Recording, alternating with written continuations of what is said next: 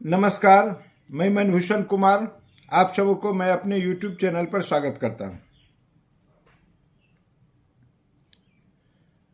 बिहार में जो राजनीतिक कसमकस चल रही है, अब मीडिया वालों ने जितना इसको विराट रूप दे रखा है, अद्भुत है। सबसे पहले यह देखें कि बिहार में सीट की स्थिति क्या है।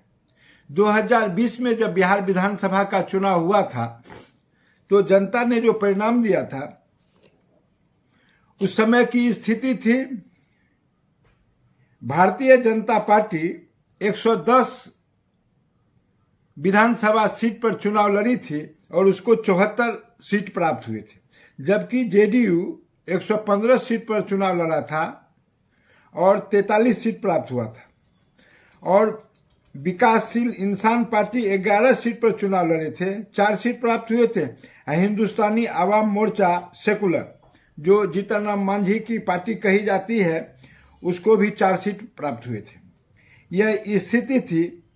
और इस प्रकार आप देखेंगे तो 125 सीट लेकर एनडीए बहुमत में थी उस समय। लेकिन समय ने करवट लिया, बात आगे बढ़ती गई। भाजपा ने बड़ी चालाकी से अपने सदस्यों को विकासशील इंसान पार्टी में चुनाव लड़ने के लिए भेज दिया था। परिणाम यह हुआ कि उनके बचे हुए 3 विधायक, चूंकि 4 विधायक उनके जीते थे, एक विधायक जो बोचहां से थे उनकी मृत्यु हो गई, तो बच गए 3 विधायक। तो 3 विधायक को भाजपा ने अपने पास मिला लिया। चूंकि भाजपा बाद में जो बाई इलेक्शन हुआ बोचहां में, तो वहां से राजद के प्रत्याशी चुनाव जीतने में सफल हुए। तो यह स्थिति रही। इस प्रकार अगर देखेंगे तो भाजपा के पास 124 सदस्य का एनडीए सहित बहुमत था। लेकिन बाद में हुआ ये कि भाजपा ने अपने सदस्यों की संख्या बढ़ाया और वीआईपी के 3 सदस्य को मिला लिया। तो इस प्रकार ये हो गए 77 और एक दूसरे सदस्य को मिलाकर हो गई ये 78। तो ये स्थिति रही। लेकिन जब 2022 में नीतीश कुमार चले गए महागठबंधन की ओर, तो उनके साथ वहां अच्छी संख्या थी और सरकार चली, कोई दिक्कत नहीं थी। लेकिन नीतीश कुमार का मन बदलते रहता है, और नीतीश कुमार का जब मन बदल रहा था तब क्या स्थिति बनी। तो नीतीश कुमार के जब मन बदल रहे थे तो वहां महागठबंधन के साथ इनकी सरकार बनी, जिसमें राजद 144 सीट लड़कर 75 पर आई हुई थी, और राजद ने 4 सदस्य जो ओवैसी की पार्टी के थे उसको मिला लिया, और इस प्रकार राजद हो गए 79। और कांग्रेस 70 सीट पर चुनाव लड़ी थी, उनके 19 प्रत्याशी विजय रहे थे। और इस प्रकार से भाकपा के 12 सदस्य हैं, कम्युनिस्ट पार्टी के 2 हैं, मार्क्सवादी कम्युनिस्ट पार्टी के 2 हैं। इस प्रकार से उनकी स्थिति वहां चुनाव में रही। तो 16 सदस्य इनके हो गए। तो यह स्थिति रही और फिर उनकी सरकार वहां बन गई। और एक सदस्य जो है वो ओवैसी के दल में बच गए थे, क्योंकि उनके पार्टी से 5 सदस्य जीते थे, 4 आके मिल गए, वो सबसे बड़ी बिहार में पार्टी बन गई। और एक निर्दलीय जीते हुए थे। और इस प्रकार से आप देखेंगे तो बिहार विधानसभा का स्थिति यह बना। तो फिर क्या हुआ कि नीतीश कुमार का मन बदल गया और 28 जनवरी 2024 को ये भाजपा के साथ सरकार बनाने का काम किया। और जब भाजपा के सरकार बनाने का काम किया भाजपा के साथ, जनता में भी इसके मिजाज को लेकर बड़ी कठिनाई उत्पन्न हुई कि नीतीश हैं जो अपने जगह पर तो स्थिर रहते हैं, लेकिन एक भाजपा है और एक राजद है जो इनकी पिछलग्गू के रूप में कार्य करती है। नीतीश अपने जगह पर राजभोग करते हैं, सत्ता शासन करते हैं, अपने शर्त पर दूसरे के साथ समझौता करते हैं, तमाम विभाग अपने दमक और चमक के साथ रखते हैं, चाहे वह गृह विभाग हो, चाहे वह पर्सनल विभाग हो, जिसमें ट्रांसफर पोस्टिंग की बात होती है, कार्मिक प्रशासनिक सुधार विभाग या सामान्य प्रशासन आजकल उसको कहते हैं। तो ऐसी स्थिति में जो स्थिति बनती है वह अच्छी नहीं कही जा सकती।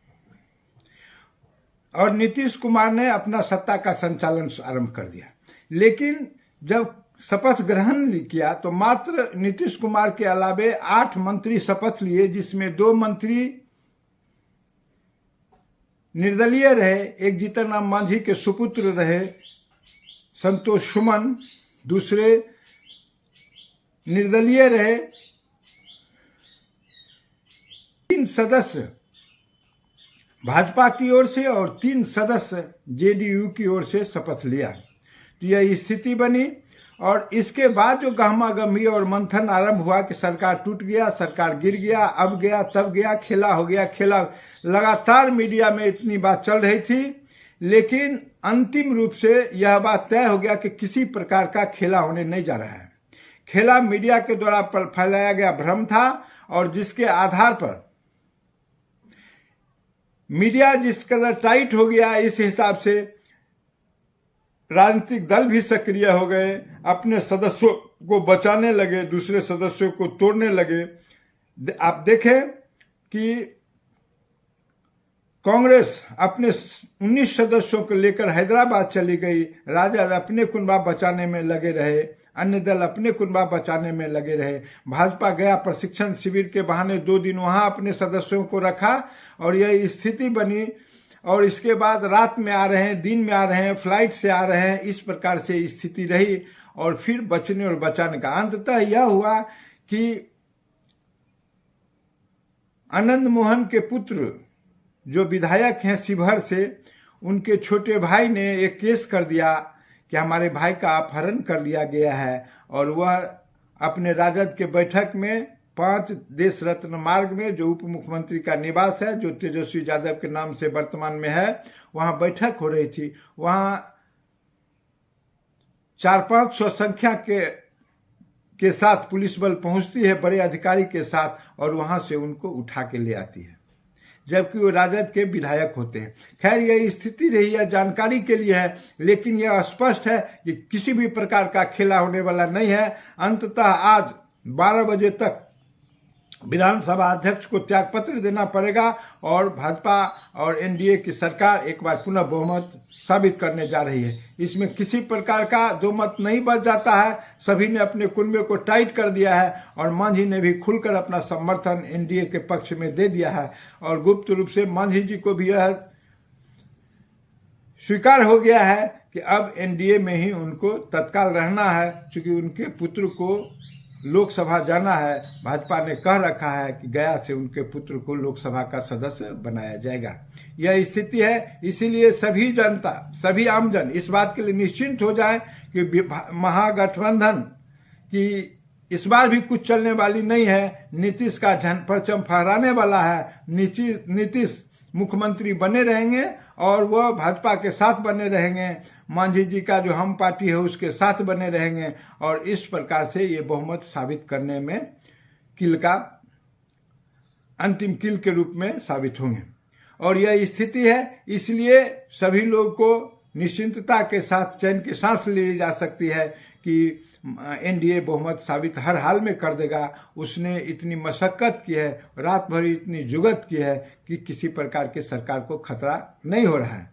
लेकिन मीडिया में अभी भी यह बात चल रहा है कि खेला होवे, कोई खेला होने नहीं जा रहा है। यह निश्चिंत रहे कि एनडीए का जीत का परचम बिहार विधानसभा के पटल पर फहराना तय है और सरकार भी लोकसभा चुनाव तक ही चलनी तय है, क्योंकि इसके बाद भाजपा फिर नीतीश कुमार का दूसरा ट्रीटमेंट देगा, दूसरा थेरेपी देगा। अभी तो बचाव थेरेपी में थी, अब फिर बिलगाव थेरेपी भी होगा। लेकिन इस बात के लिए नीतीश कुमार भी तैयार है कि उनको कौन थेरेपी देगा और कौन थेरेपी वो लेंगे।